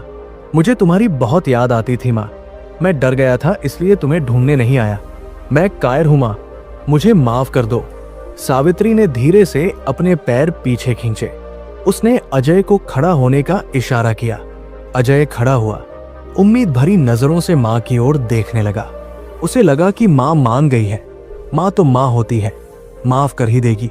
लेकिन सावित्री ने जो कहा, उसने अजय और रवि दोनों को चौंका दिया। सावित्री ने कहा, अजय, मैं एक माँ हूं। मेरा दिल तुम्हारे लिए रो रहा है। तुम्हें इस हाल में देखकर मुझे कोई खुशी नहीं हो रही, लेकिन मैं तुम्हारे साथ नहीं जा सकती, और नहीं मैं चाहती हूं कि तुम मेरे लिए लड़ो। क्यों माँ? अजय चिल्लाया। मैं सब ठीक कर दूंगा, हम फिर से साथ रहेंगे। सावित्री ने दुख भरी मुस्कान के साथ कहा, बेटा, शीशा जब टूटता है तो उसे जोड़ा जा सकता है, लेकिन दरारें हमेशा रहती हैं। तुमने सिर्फ मेरा घर नहीं छीना, तुमने मेरा विश्वास तोड़ा है। तुमने मुझे ये एहसास दिलाया कि मैं एक फालतू चीज हूं। आज तुम मेरे पास इसलिए आए हो क्योंकि तुम्हें ठोकर लगी है। अगर वंदना ने तुम्हें नहीं निकाला होता तो क्या तुम कभी मुझे ढूंढने आते? नहीं आते। तुम्हारा ये प्रेम, ये पश्चाताप सब परिस्थितियों का मोहताज है, ये सच्चा नहीं है। सावित्री ने रवि की ओर देखा और फिर अजय से कहा, तुम पूछ रहे थे ना कि कौन सा बेटा माँ बाप को घर से निकालता है? अब तुम्हें जवाब मिल गया होगा। वो बेटा जो अपनी पत्नी को अपना जीवन साथी नहीं बल्कि अपनी मालकिन बना लेता है। वो बेटा जो अपने माँ बाप के त्याग को उनका फर्ज मान लेता है और अपनी पत्नी की चापलूसी को प्रेम। तुमने अपनी रीढ़ की हड्डी उसी दिन बेच दी थी जिस दिन तुमने मेरे अपमान पर चुप्पी साधी थी। और याद रखना अजय, जिस औरत ने अपनी सास का सम्मान नहीं किया वो अपने पति का सम्मान कभी नहीं कर सकती, क्योंकि इज्जत एक आदत होती है जो सबके लिए एक जैसी होती है। जिसने जड़ को काट दिया वो तने को पानी क्यों देगी? अजय सन्न रह गया। माँ की बातें कड़वी थी लेकिन सत्य थी। वो निशब्द खड़ा था। तभी सावित्री ने अपनी पुरानी पोटली से एक मुड़ा तुड़ा 10 का नोट निकाला। ये वही नोट था जो कल किसी ने उसे भीख में दिया था। उसने वो नोट अजय के हाथ में रखा। अजय ने कांपते हाथों से उसे देखा। सावित्री ने कहा, ये ले बेटा, मेरे पास तुझे देने के लिए अब जायदाद नहीं है, न घर है। ये 10 रुपए है, जाकर चाय पी ले और कुछ खा ले। एक माँ के पास जब तक जो भी होता है वो अपनी औलाद को दे ही देती है, चाहे वो औलाद उसे घर से निकाल ही क्यों न दे। ये कहकर सावित्री मुड़ी और अंधेरे की ओर चलने लगी। रवि एक पल के लिए असमंजस में रहा, फिर वो दौड़कर सावित्री के पास गया। माजी, आप कहाँ जा रही है और इसे ऐसे ही छोड़ देंगी? सावित्री रुकी नहीं, वो चलती रही। उसने कहा, रवि, उसका सबक अभी पूरा नहीं हुआ है, उसे अपनी लड़ाई खुद लड़नी होगी। अगर आज मैंने उसे सहारा दे दिया तो वो फिर कभी खड़ा होना नहीं सीख पाएगा। उसे ये समझना होगा कि ठंड क्या होती है, भूख क्या होती है और अकेलापन क्या होता है। तभी शायद उसका इंसान बनना मुमकिन हो पाएगा। अजय वही कार के पास खड़ा, हाथ में 10 का नोट थामे, अपनी मां को कोहरे में ओझल होते हुए देखता रहा। उसकी एसयूवी कार, उसका महंगा सूट, उसका ओहदा, सब कुछ वही था, लेकिन आज वो दुनिया का सबसे गरीब इंसान महसूस कर रहा था। उसे अपनी मां की वो बात याद आ रही थी जो वो बचपन में कहा करती थी, बेटा, भगवान के घर देर है, अंधेर नहीं। आज अंधेर भी था और देर भी हो चुकी थी। सावित्री और रवि बस स्टॉप की पुरानी बेंच पर वापस आ गए। रात अब ढलने को थी। पूर्व दिशा में हल्का सा उजाला दिखाई देने लगा था। सावित्री के चेहरे पर एक अजीब सी शांति थी, जैसे कोई बहुत बड़ा बोझ उसके सीने से उतर गया हो। उसे अपना बेटा मिल गया था, लेकिन उसने उसे पाकर भी खो दिया था, या शायद उसने उसे खोकर ही पाया था। रवि ने पूछा, माजी, अब आगे क्या?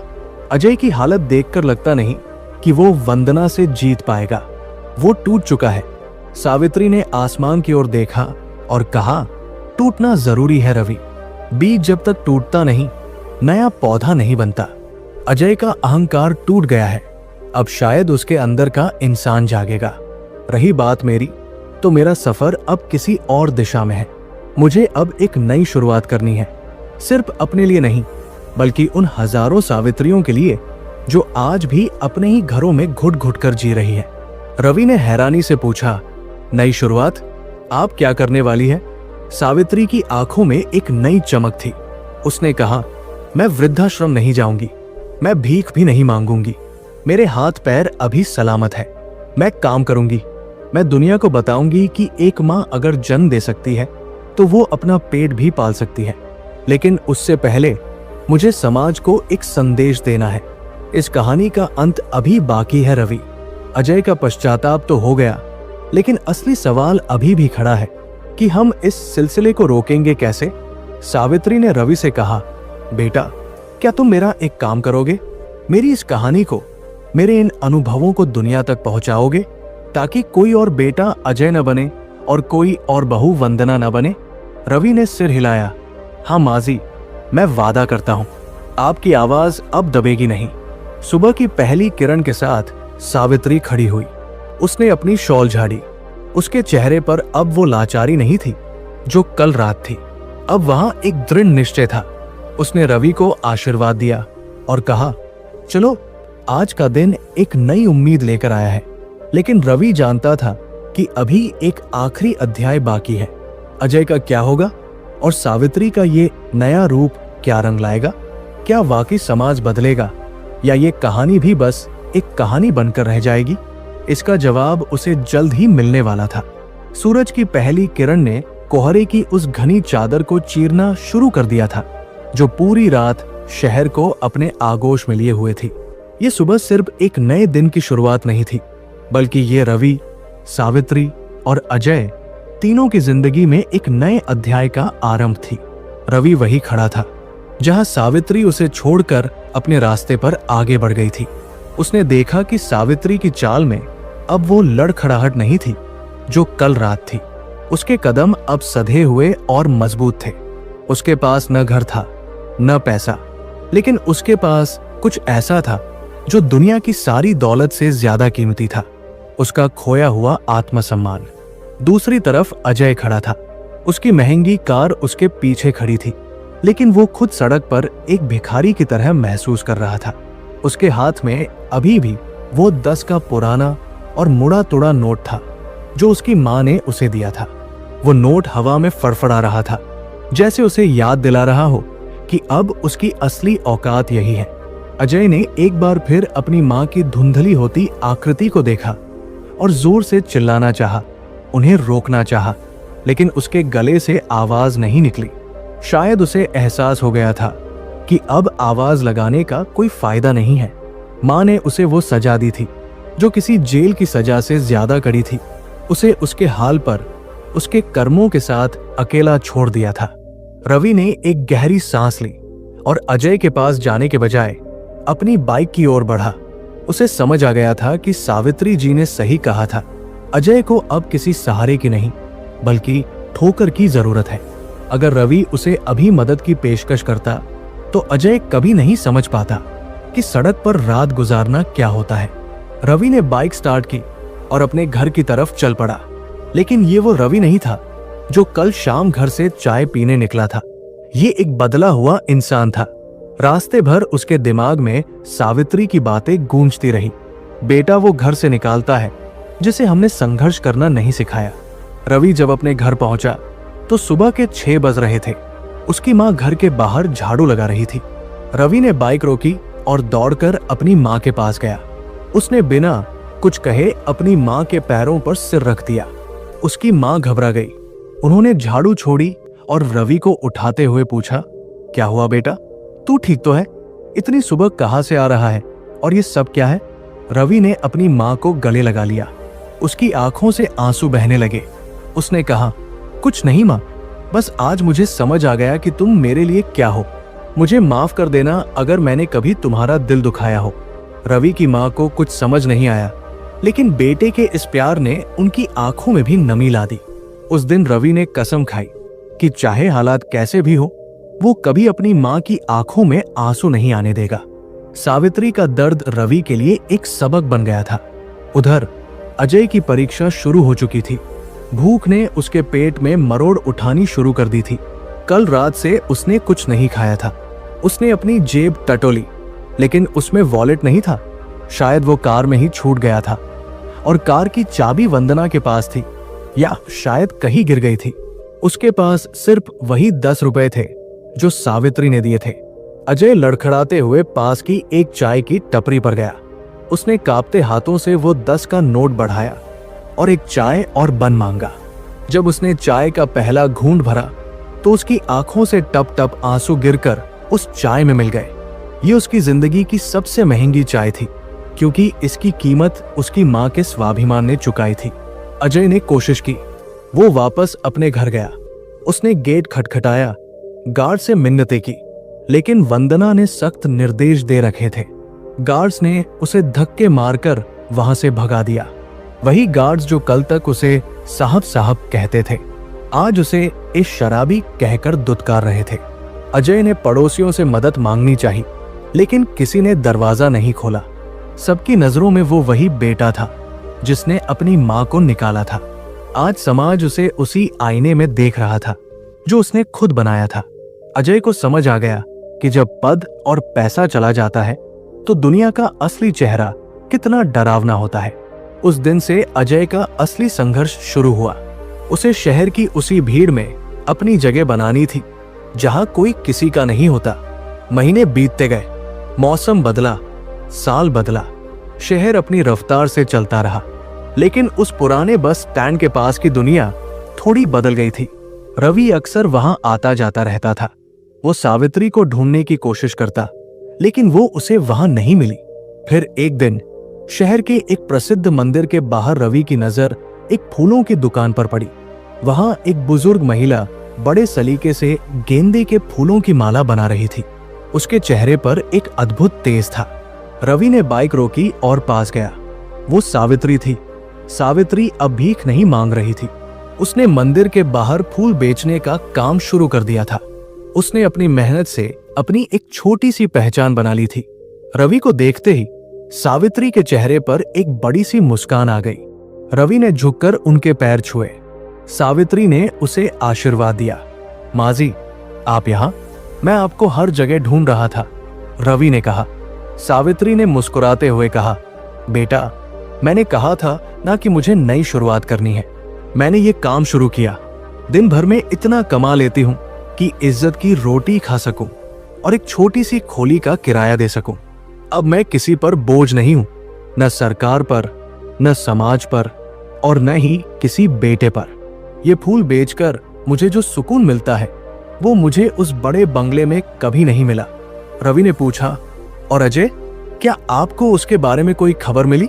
सावित्री का हाथ एक पल के लिए रुका, फिर उसने माला में एक और फूल पिरोया और कहा, हाँ, कभी कभी वो यहाँ आता है, दूर खड़ा होकर मुझे देखता है। वो अब एक गैरेज में मैकेनिक का काम करता है। उसके कपड़े गंदे होते हैं, हाथ काले होते हैं, लेकिन उसकी आंखों में अब वो अहंकार नहीं है। वो मेरे पास आने की हिम्मत नहीं जुटा पाता और मैं भी उसे नहीं बुलाती। वो अपनी तपस्या कर रहा है और मैं अपनी। उसे अपनी गलती का एहसास है, यही मेरे लिए काफी है। शायद इसी संघर्ष में वो एक दिन सचमुच का इंसान बन जाए। रवि ने महसूस किया कि सावित्री ने न सिर्फ अपनी जिंदगी संवारी, बल्कि अपने बेटे को भी पतन के गर्त में पूरी तरह गिरने से बचा लिया। उसे आत्मनिर्भरता का पाठ पढ़ाकर रवि ने सावित्री से विदा ली, लेकिन जाते जाते उसके मन में इस पूरी कथा का सार उमड़ रहा था। वो सोच रहा था कि समाज को ये कहानी जाननी कितनी जरूरी है। तो दोस्तों, बेघर बुढ़िया यानी सावित्री जी की ये कहानी हमें उस यक्ष प्रश्न का उत्तर देती है, कौन सा बेटा माँ बाप को घर से निकालता है? इसका जवाब बहुत सीधा और कड़वा है। वो बेटा माँ बाप को घर से निकालता है जिसे हमने बेटा कम और निवेश ज्यादा समझा। वो बेटा जिसे हमने बचपन में खिलौने तो दिलाए, लेकिन रिश्तों की गरिमा नहीं सिखाई। वो बेटा जिसे हमने ये महसूस कराया कि माँ बाप का काम सिर्फ देना है, पैसा देना, सुविधा देना, जायदाद देना, और जिस दिन माँ बाप के पास देने के लिए कुछ नहीं बचता, वो बेटा उन्हें बेकार मानकर घर के कबाड़ की तरह बाहर फेंक देता है। ये कहानी हर उस माता पिता के लिए एक चेतावनी है जो अपने बच्चों के प्यार में अंधे होकर अपना सब कुछ जीते जी उनके नाम कर देते हैं। चाणक्य नीति कहती है, और सावित्री जी का जीवन भी यही सिखाता है, कि बुढ़ापे में आपकी सुरक्षा आपके अपने हाथ में होनी चाहिए। प्रेम अपनी जगह है, लेकिन व्यावहारिकता अपनी जगह। अपने बच्चों को सुविधाएं देने के साथ साथ संस्कार और संघर्ष भी दीजिए। उन्हें बताइए कि रोटी कमाने में कितनी मेहनत लगती है और एक घर बनाने में कितना त्याग लगता है। अगर अजय को बचपन में ही ना सुनने की आदत होती, अगर उसे पता होता कि हर चीज आसानी से नहीं मिलती, तो शायद उसमें कृतज्ञता का भाव होता। और ये कहानी उन बेटों और बहुओं के लिए भी एक आईना है जो सोचते हैं कि बूढ़े माँ बाप एक बोझ है। याद रखिए, वंदना ने अजय के साथ जो किया वो नियति का एक चक्र था। आप अपने बच्चों को जो सिखा रहे हैं अपने व्यवहार से, वही कल आपके पास लौट कर आएगा। अगर आप अपने बच्चों के सामने अपने माँ बाप का अपमान करेंगे, उन्हें घर से निकालेंगे, तो आप अपने बच्चों को एक ट्यूटोरियल दे रहे हैं कि कल आपके साथ क्या करना है। दीवारें सुनती हैं और बच्चे देखते हैं। अजय ने अपनी माँ को निकाला तो उसकी पत्नी ने उसे निकाला। कर्म का खाता इसी जन्म में और यही चुकता होता है। घर ईंट पत्थरों से नहीं, बुजुर्गों के आशीर्वाद से सलामत रहता है। जिस घर से बुजुर्ग रोकर निकलते हैं, उस घर की नींव कभी मजबूत नहीं रह सकती। वहां आज नहीं तो कल दरारें पड़नी तय है। सावित्री जी ने तो अपनी दुनिया फिर से बसा ली, क्योंकि उनके अंदर एक माँ की शक्ति थी, एक स्वाभिमान था। लेकिन अजय आज भी अपने ही घर की चौखट के बाहर खड़ा पछता रहा है। जीवन के अंतिम पड़ाव पर इंसान को पैसे की नहीं, बल्कि यादों और अपनों के साथ की जरूरत होती है। मत छीनिए किसी माँ से उसकी छत, मत छीनिए किसी पिता से उसका वो आंगन जिसे उसने अपने खून पसीने से बनाया है। क्योंकि बेघर होने का दर्द सिर्फ वो जानता है जिसके सर से छत छिन जाती है। और यकीन मानिए, ऊपर वाले की लाठी में आवाज नहीं होती, लेकिन जब वो पड़ती है तो इंसान को संभलने का मौका भी नहीं मिलता। सावित्री की कहानी का अंत दुखद नहीं, बल्कि प्रेरणादायक है। ये हमें सिखाती है कि चाहे अपने छोड़ दे, चाहे दुनिया छोड़ दे, जब तक आपकी सांसें चल रही हैं, हार मत मानिए। आपका आत्मसम्मान ही आपका सबसे बड़ा साथी है। और जो लोग ये सोचते हैं कि वे अपने बूले माँ बाप को धोखा देकर खुश रह लेंगे, उन्हें अजय की वो काली रात और वो 10 का नोट हमेशा याद रखना चाहिए। अब फैसला आपका है। आप अपने घर में एक श्रवण कुमार तैयार कर रहे हैं या एक अजय? आप अपने बुढ़ापे के लिए सहारा बो रहे हैं या कांटे? आज ही अपने गिरेबान में झांक कर देखिए, कहीं अनजाने में आप भी तो वही गलती नहीं कर रहे जो सावित्री जी ने की थी, या कहीं आप भी वही बेटा तो नहीं बन रहे जो अजय बना था। ये कहानी यहीं समाप्त होती है, लेकिन इसके सवाल हमेशा हमारे समाज में गूंजते रहेंगे जब तक कि हर घर में बुजुर्गों को वो सम्मान नहीं मिल जाता जिसके वे हकदार हैं। दोस्तों, अगर आप अजय की जगह होते और अंत में आपके साथ ऐसा होता, तो क्या आप में अपनी मां का सामना करने की हिम्मत होती? और आपको क्या लगता है, सावित्री जी ने अजय को माफ न करके और उसके साथ न जाकर सही किया या गलत? कृपया नीचे कमेंट बॉक्स में अपने विचार जरूर लिखें। आपकी एक राय किसी की जिंदगी बदल सकती है। मैं हर एक कमेंट को खुद पढ़ूंगा। अगर इस वीडियो ने आपके दिल को छू लिया है तो इसे लाइक जरूर करें और अपने परिवार और दोस्तों के साथ, खासकर अपने बच्चों के साथ शेयर जरूर करें ताकि ये संदेश घर घर तक पहुंचे। धन्यवाद।